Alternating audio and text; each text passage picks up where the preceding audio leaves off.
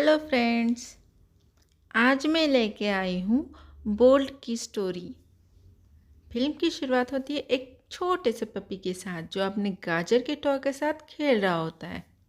तभी पेनी नाम की एक छोटी बच्ची वहाँ पे आती है और वो उसे अडॉप्ट करती है और बोल्ट नाम देती है।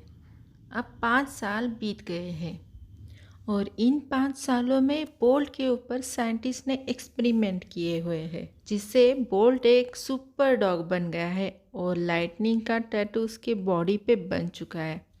पेनी के डैड को ग्रीन आई बलोरा नाम के एक बदमाश ने किडनैप कर लिया है।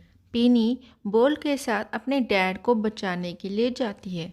उस वक्त उन्हें बदमाशों की टीम का सामना करना पड़ता है। इसमें बोल्ट के सारे सुपर पावर्स दिखाए गए हैं, जिसमें पेनी को मारने के लिए एक गाड़ी आती है तो बोल्ट उसे टक्कर मारकर हवा में ही उड़ा देता है। बदमाशों ने छोड़ी हुई मिसाइल्स बोल्ट उन्हीं की तरफ स्मार्टली पलटा देता है। लास्ट में सारे बदमाश पेनी और बोल्ट को घेर लेते हैं। तब पेनी बोल्ट को स्पीक कहती है और बोल्ट जोर से भौंकता है। बोल्ट का भौंकना एक सुपर पावर है जिसकी वजह से सारी बदमाशों की टीम हवा में बिखर कर गिर जाती है। फिर पेनी बोल्ट को उठाकर एक वैन में लेके आती है। तुम सबको ख़त्म कर चुके हो ये कहकर उसे शांत कराने की कोशिश करती है, लेकिन बोल्ट मुझे पेनी की सिक्योरिटी करनी है इसलिए अलर्ट मोड में ही रहता है। दूसरी तरफ बोल्ट ने बिखरी हुई सारी चीज़ें लोग उठाकर रखने लगते हैं। इसका मतलब बोल्ट और पेनी मूवी का हिस्सा होते हैं, पर बोल्ट इन बातों से अनजान होता है।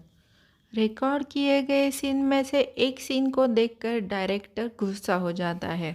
उस सीन में एक माइक बोल्ट के पास गया है। अगर बोल्ट उस माइक को देखता तो उसे पता चलता कि वो एक मूवी का हिस्सा है, जो ये डायरेक्टर बिल्कुल भी नहीं चाहता था, क्योंकि डायरेक्टर बोल्ट के नेचुरल एक्सप्रेशन दिखाना चाहता था और यह तभी होता जब बोल्ट खुद को एक सुपर डॉग समझे। इसलिए वो कभी भी रीटेक भी नहीं लेते थे। तभी एक लेडी डायरेक्टर को वार्निंग देती है कि लोग हैप्पी एंडिंग से बोर हो गए हैं, अब उन्हें कुछ नया लाना चाहिए। इधर पेनी बोल को शांत करने की कोशिश में है। तभी उसके फ़ोन की रिंग बजती है, जिससे बोल को ध्यान में आता है कि रोज़ की तरह पेनी अब चली जाएगी। उस वक्त एक सुपर डॉग से एकदम से मासूम पपी में बदलते बोल्ट के एक्सप्रेशन दिल को छू जाते हैं। पेनी वहाँ से चली जाती है और अपनी माँ से बोलती है कि वो बोल्ट को घर लेके जाना चाहती है, लेकिन उनका मैनेजर बोलता है कि बोल्ट का घर अब यही स्टूडियो है।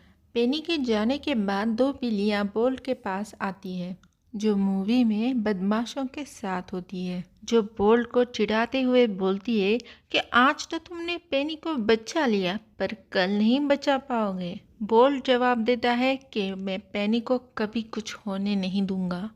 दूसरे दिन शूटिंग फिर से शुरू हो जाती है।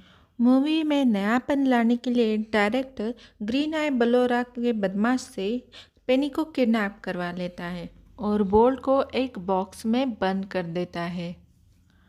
पेनी बोल्ट को बताना चाहती है कि वो रियल में किडनैप नहीं हुई है, लेकिन शूटिंग वाले उसे रोक देते हैं। फिर बोल्ट को वैन में ले जाकर छोड़ देते हैं, लेकिन बोल्ट पेनी की चिंता की वजह से वहाँ से भाग जाता है और पेनी को ढूंढने लगता है। तभी उसे वो बॉक्स दिखता है जिसमें पेनी को किडनैप किया होता है। वो उसकी तरफ भागता है, लेकिन खिड़की के शीशे से टकराकर वो एक बॉक्स में गिर जाता है जिसमें रबर बॉम्ब्स होते हैं। तभी एक आदमी आकर उस बॉक्स को बंद कर देता है और बाहर भेजता है। बॉक्स को हिलता देख डिलीवरी बॉय उसे खोलता है। बोल्ट उसमें से बाहर आकर भाग जाता है और पेनी को ढूंढने लगता है। कहानी यहाँ पे दिलचस्प मोड़ लेती है, क्योंकि बोल्ट शूटिंग से बाहर पहली बार रियल दुनिया में आया होता है। पेनी को ढूंढने बोल्ट भाग रहा होता है। इस सड़क के बीच में कंस्ट्रक्शन चालू होता है। बोल्ट उस जगह का क्रॉस करने के लिए एक लंबी छलांग मारता है, लेकिन उसके पास कोई सुपर पावर ना होने की वजह से वो गिर जाता है। बाहर आने के बाद बोल्ट को एक बॉक्स ट्रक में से जाते हुए दिखता है, जो बिल्कुल उस बॉक्स की तरह होता है जिसमें पेनी किडनैप हुई होती है। बोल्ट उस ट्रक को रोकने के लिए उसके आगे खड़ा हो जाता है। बोल्ट को देख के ट्रक का ड्राइवर गाड़ी रोक देता है, जिसकी वजह से बॉक्स नीचे गिर जाता है। लेकिन बॉक्स को खाली देख के बोल्ट परेशान हो जाता है और पेनी को फिर से ढूंढने लगता है। भागते हुए बोल्ट के चेहरे पर एक अखबार आके गिर जाता है। उसे निकालने के चक्कर में लोहे के सलाखों में बोल्ट का मुंह फंस जाता है। बहुत कोशिश के बाद भी अपना मुंह उसमें से वो नहीं निकाल पा रहा। तभी वहाँ पे कुछ कबूतर आते हैं और बोल्ट की वो मदद करते हैं। फिर बोल्ट उन्हें उस बदमाश का पता पूछता है जिसे पेनी को किडनैप किया होता है। कबूतरों को कुछ समझ नहीं आता।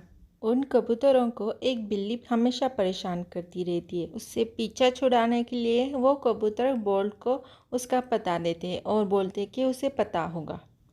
तभी उनकी नज़र रबर फोम पर जाती है जो बॉल से चिपका हुआ होता है। तो बॉल को लगने लगता है कि इस रबर फोम से ही मेरी पावर कमज़ोर हो गई है।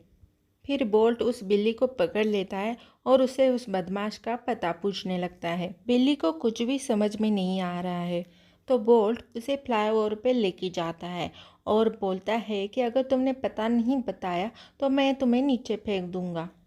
तभी बिल्ली को बोल्ट के गले में हॉलीवुड का टैग दिखता है।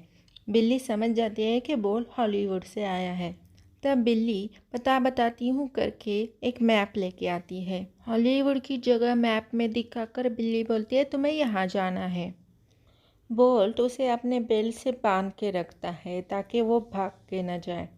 तभी उन्हें वहाँ हॉलीवुड जाने वाला ट्रक दिखाई देता है। बोल्ट ट्रक के पास जाकर लॉक को घूरने लगता है, क्योंकि उसके मुताबिक उसकी घूरने की पावर से आग लगकर लॉक टूट जाएगा। बिल्ली परेशान हो जाती है, तो बोल्ट कहता है कि उसके पास पावर है जिससे लॉक टूट जाएगा। फिर बिल्ली कहती है मैं तुम्हें पंजा मार दूंगी अगर तुमने मुझे गुस्सा दिलाया तो। तभी दो लोग सोफ़ा लेके उस ट्रक में से लेके जा रहे होते हैं। फिर बोल्ट और बिल्ली सोफे के नीचे से ट्रक में जाते हैं। फिर बिल्ली बोल्ट से पीछा छुड़ाने के लिए कुछ ढूंढने लगती है, तो उसे बैट मिल जाती है। उससे वो मारने ही वाली होती है, तभी उसका पैर फिसल के वो गिर जाती है, जिसकी वजह से एक बॉक्स गिर जाता है और उसमें से रबर फोम बाहर आती है। बोल्ट रबर फोम से डरता है और ट्रक में से बाहर भागता है। गिरने की वजह से बोल्ट को दर्द का एहसास होता है। फिर बिल्ली कहती है चलते ट्रक से कूदोगे तो दर्द तो होगा ही। बोल्ट कहता है मैं बहुत स्ट्रांग हूँ, पर ये रबर फोम मुझे कमज़ोर करते हैं। बिल्ली इस चीज़ का फ़ायदा उठाकर रबर फोम से बोल्ट को डराने की कोशिश करती है, लेकिन बोल्ट उसे चकमा देकर नीचे दबा देता है। तभी बोल्ट को भूख लगती है, तो बिल्ली उसे एक पिकनिक की जगह पर लेके जाती है और कहती है पपी पेस्ट बनाओ और वो लोग तुम्हें खाना दे देंगे। तो बोल्ट कहता है मुझे नहीं आता, मुझे कभी ज़रूरत ही नहीं पड़ी ऐसे खाना मांगने की। तो बिल्ली उसे सिखाती है, तो बोल्ट वैसे ही करता है और लोग उसे खाना दे देते हैं झट से। बिल्ली बहुत खुश हो जाती है क्योंकि इतना सारा खाना उसे कभी नहीं मिला होता है। वहाँ पे राइनो नाम का हैमस्टर बोल्ट को देखता है और वो बहुत खुश हो जाता है। उसके पास जाकर बताता है कि मैं तुम्हारा बहुत बड़ा फ़ैन हूँ। बोल्ट से वो पूछता है कि पेनी कहाँ है, तो बोल्ट कहता है कि मैं पेनी को बचाने ही जा रहा हूँ, बस मुझे फास्ट पहुँचने का रास्ता मिलना चाहिए ताकि मैं जल्दी पेनी को बचा लूँ। राइनो कहता है मैं भी साथ चलूँगा, मुझे एक रास्ता पता है। बिल्ली पहले ही बोल्ट से परेशान होती है, ऊपर से ये राइनो उसका बड़ा फैन। बिल्ली मना कर देती है राइनो को साथ ले जाने के लिए, लेकिन बोल्ट कहता है हम तीनों मिलकर पेनी को बचाएंगे। राइनो उन्हें एक ब्रिज पे लेके जाता है जिसके नीचे से ट्रेन जा रही होती है। राइनो कहता है हम ट्रेन से फास्ट जाएंगे।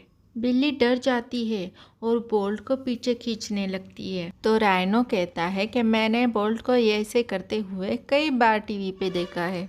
तो बिल्ली को ध्यान में आता है कि बोल्ट एक एक्टर है। तभी बोल्ट ट्रेन पे कूदता है पर वो लोग ट्रेन पे ठीक से नहीं चढ़ पाते और नीचे गिर जाते हैं। तो बिल्ली गुस्से से एक पेड़ पे चढ़ जाती है। बिल्ली बोल्ट से कहती है कि तुम्हारे पास कोई पावर नहीं है, मैं तुम्हारे साथ कहीं नहीं आने वाली। तो बोल्ट गुस्सा हो जाता है और उसे अपनी पावर दिखाने के लिए ज़ोर से भौंकता है, पर कुछ भी नहीं होता। तो बोल्ट फिर से भौंकने लगता है। तभी वहाँ एनिमल कंट्रोल की गाड़ी आ जाती है। बिल्ली गाड़ी देख के बोल्ट को रुकने का इशारा करती है। बोल्ट को अपनी पावर दिखानी ही होती है, इसलिए वो भौंकता रहता है। एनिमल कंट्रोल वाले बिल्ली और बोल्ट को बॉक्स में डाल के लेके जाते हैं। बोल्ट गुस्सा होकर बॉक्स के दरवाजे को टक्कर मारता रहता है ताकि वो बाहर निकले। तभी लॉक एकदम से खुल जाता है और बोल्ट बाहर गिर जाता है। बोल्ट खुश हो जाता है क्योंकि उसे लगता है उसकी पावर से लॉक खुल गया। तभी राइनो उसे बताता है कि लॉक उसने बाहर से खोला था। बोल्ट देखता है कि उसका लाइटनिंग का टैटू भी खराब हो गया है। इसका मतलब वो नकली था। बोल्ट को इन बातों से समझ आता है कि वो एक नॉर्मल डॉग है, उसके पास कोई सुपर पावर नहीं है। राइनो उसे बोलता है कि हमें बिल्ली को बचाने जाना चाहिए। बोल्ट कहता है मेरे पास कोई सुपर पावर नहीं है, मैं कुछ नहीं कर सकता। लेकिन राइनो उसे मोटिवेट करता है और वो दोनों मिलके बिल्ली को बचा लाते हैं। बोल्ट बिल्ली को कहता है कि वो अब समझ गया है कि वो एक साधारण डॉग है। बिल्ली कहती है तो क्या हुआ, तुम वो हो जो तुमने अभी मेरे लिए किया। किसी सुपर पावर के बिना तुमने मुझे बचाया। फिर बिल्ली उसे सिखाती है कि नॉर्मल डॉग कैसे होते हैं। बोल्ट वो सीख के भी बहुत खुश हो जाता है कि नॉर्मल डॉग भी बहुत कुछ कर सकते हैं। फिर बिल्ली बोल्ट और उसके लिए एक घर बनाती है और बोल्ट को दिखाती है, पर बोल्ट कहता है कि उसे पेनी के पास वापस जाना है। फिर बिल्ली उसे एक पोस्टर के पास लेके जाती है जो बोल्ट की मूवी का होता है और बोलती है कि पेनी एक एक्ट्रेस है, वो तुमसे प्यार नहीं करती, उसने सिर्फ तुम्हारा फ़ायदा उठाया है। वो बताती है कि वो भी किसी की फेवरेट थी, मगर एक दिन उन्होंने उसे छोड़ दिया। वैसा ही तुम्हारे साथ भी है। पर बोल्ट नहीं मानता और वो पेनी के पास वापस जाने के लिए चला जाता है। फिर राइनो वहाँ आता है और पूछता है कि बोल्ट कहाँ है। तो बिल्ली झूठ बोलती है कि वो अकेला ही बदमाशों से लड़ने जाएगा, उसे हमारी ज़रूरत नहीं है। राइनो कहता है कि हम दोस्त हैं और दोस्तों को कभी अकेला नहीं छोड़ना चाहिए। फिर बिल्ली और राइनो दोनों बोल्ट के पीछे चले जाते हैं। बोल्ट अपने वैन में वापस आ जाता है। वहाँ पेनी और उसकी तस्वीरें देखकर बहुत खुश हो जाता है। तभी पेनी की आवाज़ उसे सुनाई देती है। बोल्ट अपना गाजर का टॉय लेके उस आवाज़ की तरफ भागता है। तब पेनी उसे बोल्ट कहते हुए दिखती है। बोल्ट उसकी तरफ जाने लगता है। तभी बोल्ट जैसा दिखने वाला एक डॉग पेनी की तरफ जाता है और पेनी उसको गले लगाकर बहुत खुश हो जाती है। बोल्ट का दिल ये देखकर टूट जाता है। वो मायूस होकर वहाँ से चला जाता है। तभी बिल्ली उसका रास्ता रोक देती है। तो बोल्ट उसे कहता है कि तुम सही थी, पर बिल्ली उसे कहती है कि नहीं, तुम सही थे। पेनी तुमसे बहुत प्यार करती है। तुमने जो देखा वो शूटिंग थी और शूटिंग ख़त्म होने के बाद पेनी उसके माँ के पास जाकर तुम्हें याद करके रो रही थी। दूसरी तरफ शूटिंग फिर से चालू हो गई। पेनी को रस्सी से बांधा जाता है और आग में से बोल्ट जैसे दिखने वाले डॉग को उसे बचाना होता है। लेकिन आग देख के वो डॉग डर जाता है और गलती से स्टूडियो में आग लग जाती है। सभी लोग बाहर आ जाते हैं पर पेनी अंदर फंस जाती है। बोल्ट को इस बात का एहसास होता है और वो अंदर चला जाता है। पेनी बोल्ट को देखकर बहुत खुश हो जाती है और उसे गले लगाती है। सभी तरफ आग और धुआं होता है। फिर दोनों आग में से बाहर जाने के लिए भागते हैं। भागते हुए बोल्ट को एक झरोका दिखता है। बोल्ट उसकी तरफ भागता है। बोल्ट उस झरोके में जाकर पेनी को आने का इशारा करता है, लेकिन पेनी धुएं की वजह से बेहोश हो जाती है। बोल्ट उसे खींचकर ले जाने की कोशिश करता है, लेकिन उसका कोई फ़ायदा नहीं होता। मायूस होकर बोल्ट उसके पास ही बैठ जाता है और रोने लगता है। तभी उसे ध्यान में आता है कि उसकी आवाज़ उस झरोके में से थोड़ी सी गूंज रही है। फिर बोल्ट के दिमाग में एक आइडिया आ जाता है। फिर अपनी भौंकने की सुपर पावर, जैसे वो यूज़ करते वक्त भौंकता था, वैसे ही पूरी ताकत लगा के वो ज़ोर से भौंकता है। गूंजकर वो सच में सुपर बार की तरह हो जाती है। उसकी आवाज़ से लोगों को पता चलता है कि अंदर और भी कोई है, और वो पेनी और बोल्ट को बचा के बाहर लाते हैं और हॉस्पिटल लेके जाते हैं। पेनी को बचाकर बोल्ट अब रियल लाइफ का भी हीरो बन चुका है। बाद में पेनी और बोल्ट मूवी में एक साथ में काम करते हैं, लेकिन बोल्ट अब स्टूडियो में नहीं रहता। वो पेनी के साथ उसके घर पे रहता है, और राइनो और बिल्ली भी उनके साथ उन्हीं के घर में रहते हैं, और सभी खुशी खुशी नॉर्मल लाइफ जीने लगते हैं। दोस्तों, आपको ये बोल्ट की कहानी तो ज़रूर पसंद आई होगी। तो चलिए मिलते हैं नेक्स्ट वीडियो में। बाय। Thank you.